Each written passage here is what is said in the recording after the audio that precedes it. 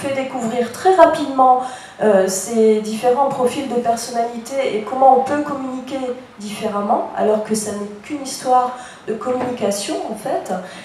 Mais je voulais quand même vous apporter une information complémentaire. Lorsque on développe cette connaissance en formation, on vient relativiser les choses en disant attention, il existe en fait 68 profils différents parce que nous allons beaucoup plus dans la nuance. Nous avons les 4 couleurs, simplement elles ne sont pas forcément toutes dominantes. Et on va s'axer aujourd'hui davantage sur les 2 couleurs dominantes qui font que nous communiquons différemment. Si on prend la personne qui a la dominance jeune, ce sera une personne qui sera beaucoup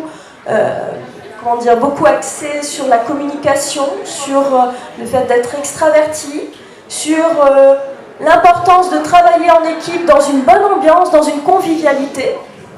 Le bleu, cette couleur-là, invite plutôt en effet à une communication écrite. La personne à l'inverse qui a la couleur jaune préférera l'oral. Ce n'est qu'une façon de communiquer qui est différente.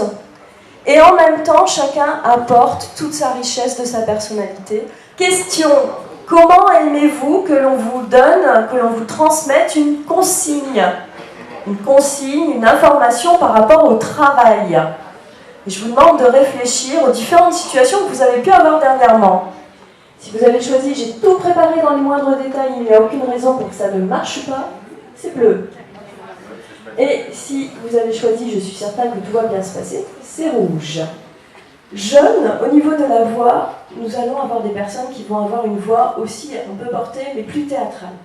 La personne qui a le jaune va faire beaucoup plus de on monte, on descend, de variations de voix. Vous allez sentir justement du dynamisme dans sa voix. Il y a ces variations qui sont là. Et là, c'est une première indication pour dire que la personne a une dominance jaune. Ah,